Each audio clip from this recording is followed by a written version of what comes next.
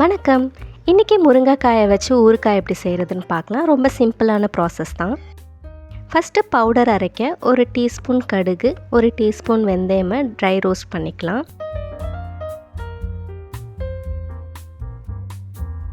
1 teaspoon எண்ணெய் சேர்த்து பெருங்காயமாக வறுத்து எடுத்துக்கோங்க.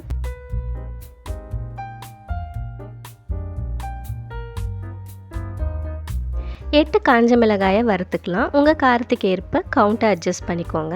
இப்போ இது எல்லாத்தையும் ட்ரையாக பவுடர் பண்ணி வச்சுக்கோங்க. முருங்கைக்காயை வேக வச்சு உள்ளே இருக்கிற ஃப்ளெஷ்ஷை மட்டும் இப்படி ஸ்க்ரேப் பண்ணி எடுத்துக்கோங்க.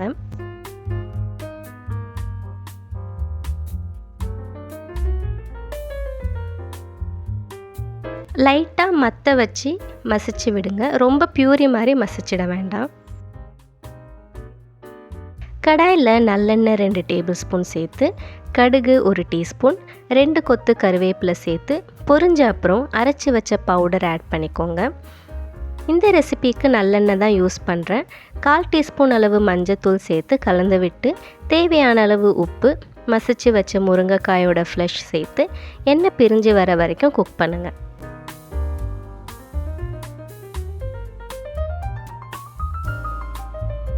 இப்போ இது கூட 1/4 டீஸ்பூன் வெல்லம், அரை லெமனோட ஜூஸ் சேர்த்து 2 மினிட்ஸ்க்கு குக் பண்ணால் சுவையான முருங்கைக்காய் ஊறுகாய் ரெடி.